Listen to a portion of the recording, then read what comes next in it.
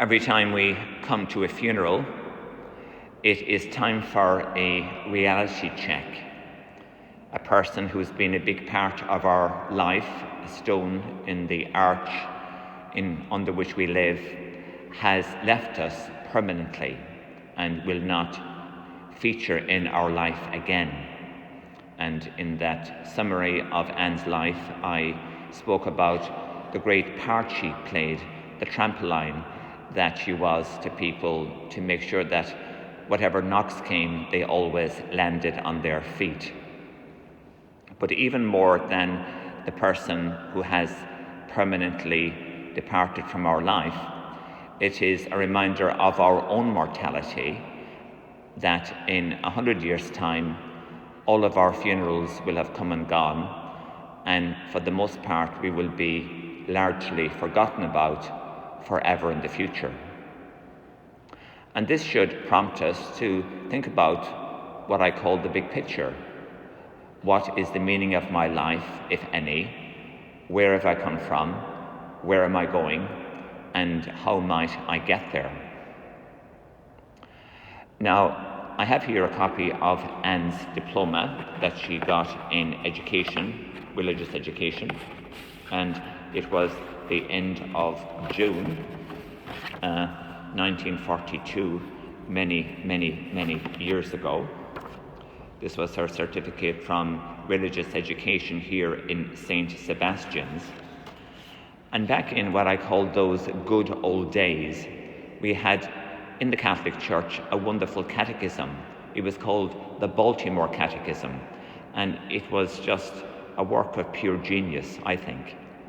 The first question in the catechism was, who made me? And the answer was, God made me. If we get that most important fact right in our life, we can kind of have the best possible start right. I mean, when I think about my life, I was made by my dad. His name was Dennis. He was from County Kerry in Ireland. He was a farmer. He looked after sheep and he looked after cattle, and he loved a pint of Guinness. Now, more than that, he was my protector. He looked after all of my needs from when I was a newborn baby right through to putting me through college. He was there all the time for me. And just as Anne was a safety net for her immediate family, that's really the number one job description for dads as well. But the supreme dad, of course, is God. He is our supreme safety net. He's our creator. And someone was saying once that if you wanted to condense the whole Bible into 3 words, it would be God is Father. And we have to reflect on that to really get into the depth of its meaning. And there's something particularly significant added in the New Testament of the Bible, because Jesus refers to his Father in heaven as Abba, which is like a daddy diminutive. It's a term of affection or endearment. And that's how we as Christians are invited to relate to God. And when God is our dad, there is an extravagant hope awaiting us in life. And this was something that was put before us today in the second reading. When the end of our life does come, as for me, St. Paul says, my life is already being poured out as a libation. The time has come for me to be gone. I have fought the good fight. All that there is to come now is the crown of righteousness reserved for me. Without the light of Christian revelation, we don't know God as our Father. We're orphans, and we're just freak accidents in a big, meaningless universe that has come from nowhere and is going nowhere. The contrast between knowing God as our Father and not knowing him couldn't be greater. Again, in that first reading, when I read it, there was a beautiful word image. We speak about a picture paints 1,000 words, but some words paint 1,000 pictures about the life of a Christian as walking humbly with God. Now, the author of the Baltimore Catechism didn't just ask that all-important question about being fathered by God to begin with. The next question was, why did God make me? And that answer was to know him, love him, and serve him in this life, and be happy with him forever in the next. So again, Anne would have known about God from the catechism, from the instruction she got in school, but the main place where Anne learned about God was from her family.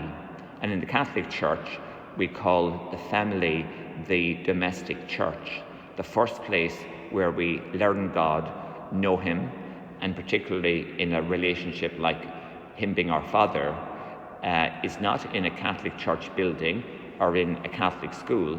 It's in a Catholic family. That's where the faith and the seeds of that faith are nurtured and brought to fruition. When we know God and his goodness, it is natural for us to serve him. And Anne did that in one admirable way by being the assistant for Father James Keller and the wonderful apostolate of the Christophers. I was thinking to myself last night when I was putting together my homily how much that motto is needed in our world, a world that's broken, violent, unhappy, and all we have to do is to turn on the news every evening or look at the front page of the newspaper to see the state of our current world, the darkness, how much it needs the light of the good news of the gospel. Of course, the candle that is so much better than cursing the darkness is Jesus, the light of the world, and particularly the light of his resurrection and his victory over death.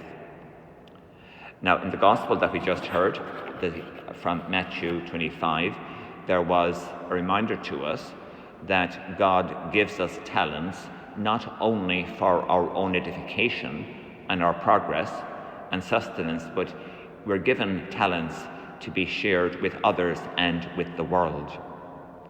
To just give a look through that gospel passage, we heard after a long time, the master of the house came back and went through his accounts with the servants. That is very clearly pointing to the final judgment that awaits all of us. And then we were told about the person who had received 5 talents. They merited, they earned, they doubled that and brought back another 5 talents. And they were commended by the master. Well done, good and faithful servant. Since you were faithful in small matters, come and share your master's joy. So my final point I'd like to make this morning is how can we, like Anne, remain faithful to the end in the living out of our belief in Jesus? The first thing that we need to do that is necessary for salvation is we need to be committed to daily prayer. Prayer is talking to God. If we don't talk to the nearest and dearest to us in our lives, they become strangers. Without prayer in our life, God becomes a stranger and we lose contact with the fatherhood of God. The second thing we need to do is we need to come to Mass every Sunday and every holy day if we reasonably can.